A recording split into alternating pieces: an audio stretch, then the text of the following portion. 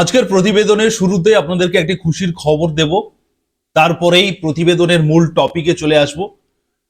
Surajit academy YouTube চ্যানেলে আপনারা যারা প্রতিনিয়ত ভিডিও দেখেন, খবরে চোখ রাখেন, সুরজিৎ একাডেমি ইউটিউব চ্যানেলের সঙ্গে যারা প্রথম থেকে জড়িয়ে রয়েছেন, আপনাদের সবাইকে সুরজিৎ একাডেমি ইউটিউব চ্যানেলের পক্ষ থেকে আজকের স্পেশাল আপনাদেরকে শুভেচ্ছা জানাই। আপনাদেরকে আন্তরিক কৃতজ্ঞতা, অভিনন্দন যে সুরজিৎ একাডেমি ইউটিউব চ্যানেল আজকের 2 লক্ষ সাবস্ক্রাইবারে পূর্ণতা পেতে চলেছে। আর মাত্র কয়েকটি সাবস্ক্রাইবার হলে 2 লক্ষ সাবস্ক্রাইবার পরিপূর্ণ হবে সুরজিৎ একাডেমি ইউটিউব চ্যানেলে।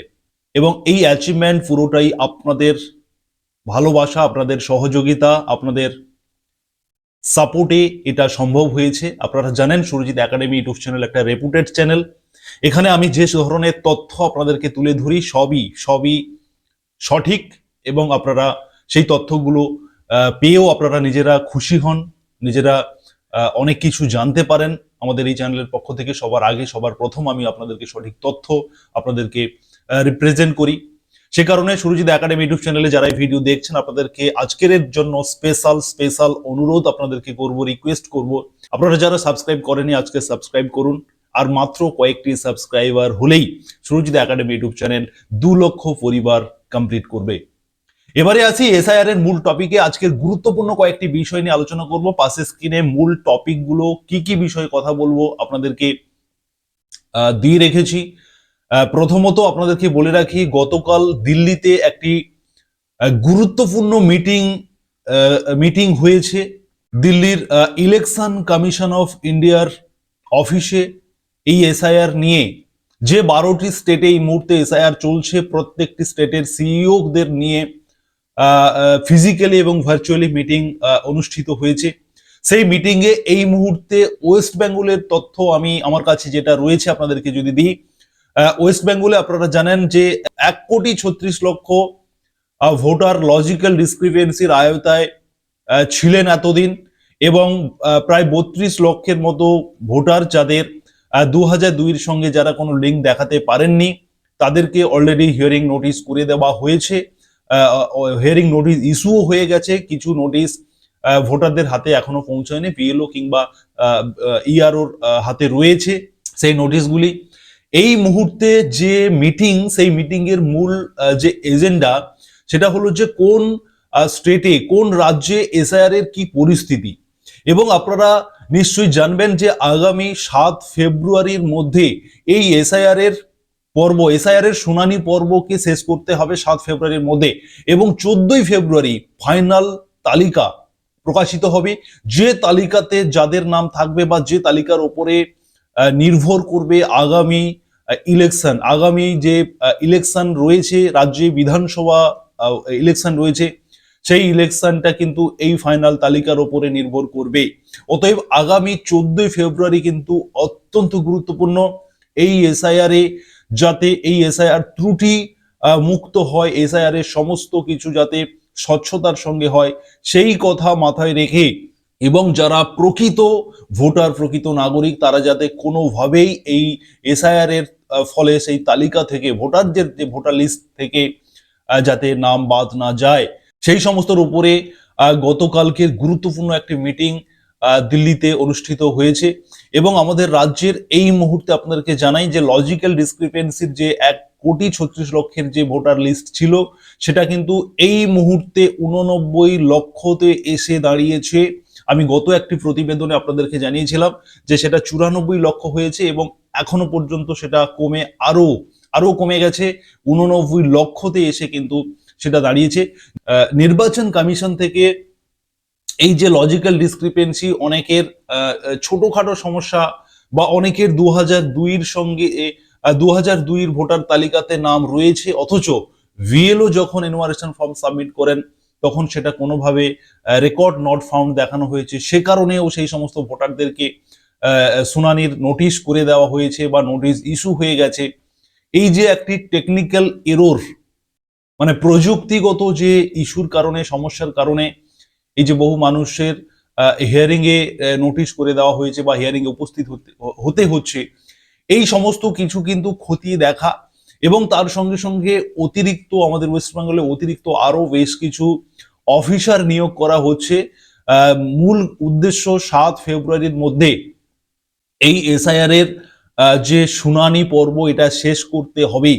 এই মুহূর্তে যে একটি টেকনিক্যাল এরর দেখা দিয়েছে, সেই এররের কারণে বহু ভোটার লজিক্যাল ডিসক্রিপেন্সির তালিকাতে চলে এসেছে এবং বহু ভোটারের অরিজিনাল তথ্য 2002-তে থাকার পরেও তাদেরকে নন ম্যাপড দেখানো হয়েছে।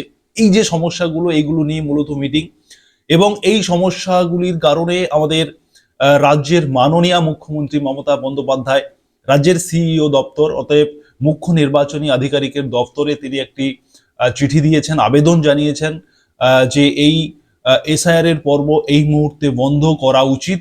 তিনি এমনটাই বলতে চেয়েছেন যে বহু অরিজিনাল ভোটারদের কেউ শুনানিতে ডাকা হচ্ছে, হয়রানি করানো হচ্ছে তাদেরকে, এবং বহু পথ অতিক্রম করে তারা হিয়ারিং সেন্টারে উপস্থিত হচ্ছেন, হিয়ারিং কেন্দ্রে উপস্থিত হচ্ছেন। এই ধরনের কিছু ইস্যু নিয়ে মাননীয় মুখ্যমন্ত্রী সিইও দপ্তরে চিঠি দিয়েছেন এবং তার পাল্টা জবাব দিয়েছেন শুভেন্দু অধিকারী। তিনিও সেই বিষয়ে সরব হয়েছেন যে এত বড় একটা প্রসেস, সেই প্রসেস করতে গিয়ে টেকনিক্যাল কিছু এরর থাকবে, এবং আজকের দিনে দাঁড়িয়ে হোয়াটসঅ্যাপ কিংবা সোশ্যাল মিডিয়া ব্যবহার করে আমাদের বহু কাজ করতে হয়। আমরা প্রত্যেকেই হোয়াটসঅ্যাপ কিংবা সোশ্যাল মিডিয়ার উপরে অনেকটাই নির্ভরশীল। তো সেই কারণে সোশ্যাল মিডিয়ার মাধ্যমে দ্রুত, হোয়াটসঅ্যাপের মাধ্যমে দ্রুত মেসেজ, দ্রুত নোটিফিকেশন, দ্রুত নির্দেশিকা দেওয়া, এই যে ব্যাপারগুলো, এগুলোকে মেনে নিতে হবে, এগুলো নিয়েই আমাদের কাজ করতে হবে। আজকের দিনে সোশ্যাল মিডিয়া কতটা গুরুত্বপূর্ণ সেটা আমরা প্রত্যেকেই জানি। তো এই নিয়ে একটা রাজনৈতিক চর্চা, সমস্যা থাকবে, রাজনৈতিকভাবে থাকবে, কিন্তু এই মুহূর্তে আমরা আপনাদেরকে যে বার্তা দিতে চাইছি এই ভিডিওর মাধ্যমে, দিল্লিতে গতকাল একটি গুরুত্বপূর্ণ মিটিং করা হয়েছে।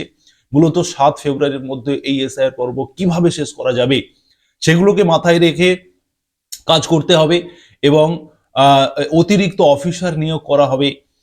রোল অবজারভার আপনারা জানেন সুব্রত গুপ্ত তিনি মূল দায়িত্বে রয়েছেন আমাদের ওয়েস্ট বেঙ্গলে। এছাড়াও বিভিন্ন মাইক্রো অবজারভার নিয়োগ করা হয়েছে। এছাড়াও আরো অতিরিক্ত হিয়ারিং সেন্টার খোলা হচ্ছে বিভিন্ন দুর্গম এলাকায়, দুর্গম জায়গায় যেখানে যাতায়াতের খুব সমস্যা রয়েছে, সেগুলোতে অতিরিক্ত হিয়ারিং সেন্টার খোলার নির্দেশ দেওয়া হয়েছে। এবং এই মুহূর্তে যে 32 লক্ষ ভোটারকে প্রথম দফাতে নোটিশ করার নির্দেশ দেওয়া হয়েছিল বা করা হবে বলে জানানো হয়েছিল, প্রথম 32 লক্ষ যাদের পুরোটাই আনম্যাপড রয়েছে 2002 ভোটার লিস্টের সঙ্গে, এই মুহূর্তে সেই 32 লক্ষ থেকেও কিছুটা কমে গেছে, প্রায় 4.5 লক্ষ এখনো পর্যন্ত যে আপডেট আসছে, 4.5 লক্ষ ভোটারের নোটিশ বাতিল করার নির্দেশ দেওয়া হয়েছে।